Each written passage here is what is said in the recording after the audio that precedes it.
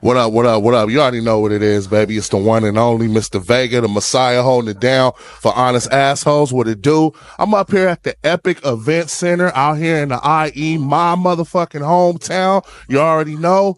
We didn't seen a whole lot of funny-ish tonight. Like, when I talk about comedy, like, comedy is real. I'm a big fan of comedy. So when my boy Drago, shout out to Drago, you already know this, told me that I had this opportunity, man, to talk to some comedians, and I'm here right now to make it happen.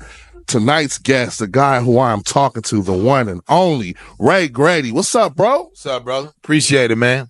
Thanks for having me. Brother. I gotta ask you, bro, is that when you came out here tonight, how did you know what the energy was going to be when you put this together? The Inland Empire is like Chicago. I come here once a year, and I just treat it like it's family. You know what I'm saying? I actually use the energy from the IE because, you know, I've been coming down here 09. I've been coming down here 09. So being from Chicago originally, moved out here and got busy. I used to do Pachanga. So that's how I know about Hemet. That's why I said what I said about Hemet. So when I knew that, they was like, oh, so he really know the area. And then that's what I did, man. So I've been coming out here once a year for, it's 2025 and it's 2009. It's about 15 years, bro. And first of all, that Hemet joke was the fucking guts, just for the simple fact that I know the history behind Hemet. So I'm like, oh my goodness, man. He really fucks with the IE, man. So shout out to you for coming out here, man, because we don't really get a lot of events and a lot of love out here. So when you got comedians coming out here, shutting it down the way that you did, and I have to ask you, man, how did you build your craft when it comes to doing this stand-up shit? Because doing stand-up is not easy. So everybody has their own craft when it comes to doing stand-up. So how does Ray Grady, where does he build his craft when he's out here doing these shows? Tiffany Hubbard used to manage Grady. Now she's my business partner. I think once I started to develop that I want to be a comic, I actually listened. Like, you see me holding the mic. When I first started, I would never hold the mic. And I started with the white clubs. I never started with the blacks. So when I got with the sister and she was like, yo, you don't look like you confident. And I was like, word? But it took me a while. And then once I bombed a lot and I wasn't afraid, I wasn't afraid to fail. You know what I'm saying? And I just stuck with it, bro. I just really just listened and I stuck with it. And then the material just comes because I'm confident in what I'm going to write down and then give to the audience. Because tonight, the material, that's off the head. I'm getting ready for a special. So I'm throwing out what I want y'all to pay attention to in the Inland Empire, because it's rough coming down here. A lot of people, social media comics, big name comics, bomb in the Inland Empire. So I treat this like Boston, the Bay, Chicago, Detroit. Comedy in the Inland Empire is very, very rough. That's why I come here. You learn something every day, because I'm from out here. I never heard that before, bro. Like, seriously, I'm always hearing different comedians at the Improv in Ontario, but I don't really hear nobody bombing. So that just shows how tuned in you are with the comedy culture, bro. And you studying and you learning everything. So this goes along with my next question. Yes, sir. Who are some comedians that motivated you coming up? Like, who was like top 10, top 5? Who are some comedians that you looked up to before you even got into this game? I'm probably going to mess your head up with this. My daddy. So I know most comics will say Eddie Murphy, Martin Lawrence, Richard Pryor, Red Fox. My father.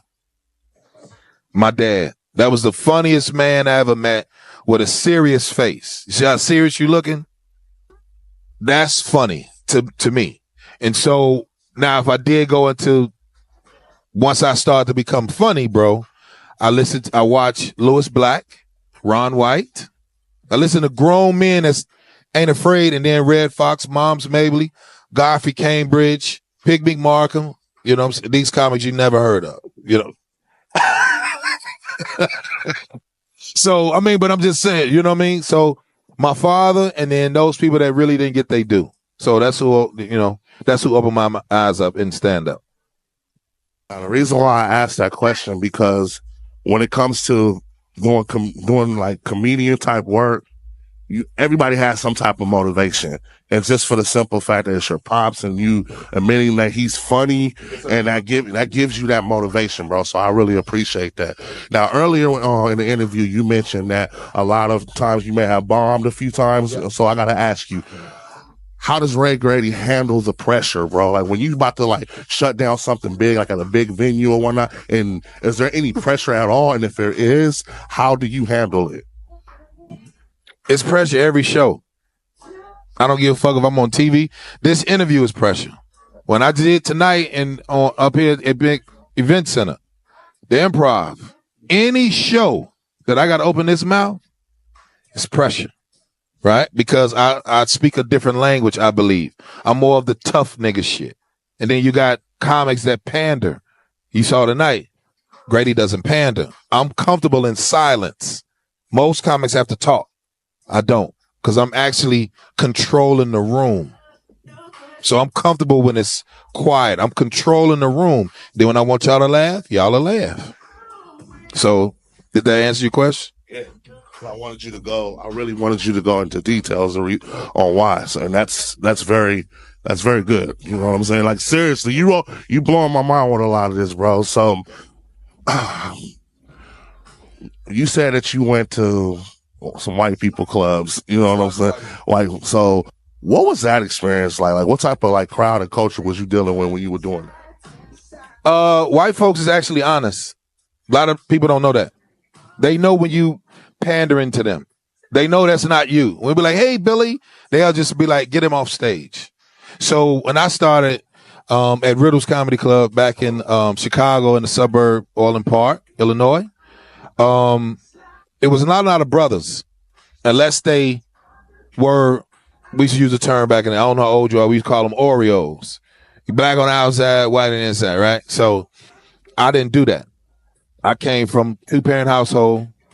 I came from culinary school. I came from jobs that I had was about etiquette. White folks teach you about etiquette. Black folks get you funny. White folks, then you go back to them and you start to get rich. Do that make sense? So that's what I did. I learned being with the whites. It's really, they listening. The blacks is like, hurry up. You know what I mean? So when I got with the Anglo clubs, they was actually like, they were telling the truth. And I vibe with that more. That's dope right there. So I asked it because, you know, when it comes to these comedy clubs, you know, you do got the white clubs, you know, you got the black clubs. So I'm like, I wonder what that experience was like as soon as you brought that up. So my next question I got to ask you, bro, when you're out here touring and doing these like different shows and performing, is there like that one city that just gives you a lot of love, like you just love going to? Because I know you mentioned you love coming to the IE, but is there like any other cities out there that you know for a fact you about to go kill it, you finna get all types of love? Like, is there a city out there like that for you? Washington, D.C. Washington, D.C. D.C., DMV, but Washington, I can sneeze for 45 minutes and they gonna laugh. You know what I'm saying? So it was a show that Martin Lawrence had called First Amendment. That's the only show that I ever wanted to do. And I got a chance to be funny within 2 years, bro, that they picked me to come do it. I kid you not. So when I actually do the set, it's on YouTube now. It's called Martin Lawrence First Amendment. That set, I'm mad as hell because my team couldn't come. So I'm in D.C. at the Lincoln Theater by myself. I don't know how to sign a contract. I don't want to read it. They dissing my outfit. I'm ready to swing on the nigga. But I said, let me go out here and have fun. But D.C. is home. I love it. And there you have it, baby. Mr. Grady, you done came out and shut it down. Thank you for having this moment with the Messiah. I would like for you to come on my show, Honest Assholes, in the future. We make some time. Yes, you can. Please. Okay. Shout out to my boy King Drago. You already know what it is, baby. We're at the Epic Center. Mr. Grady, thanks for coming on. We out here. Let's get it.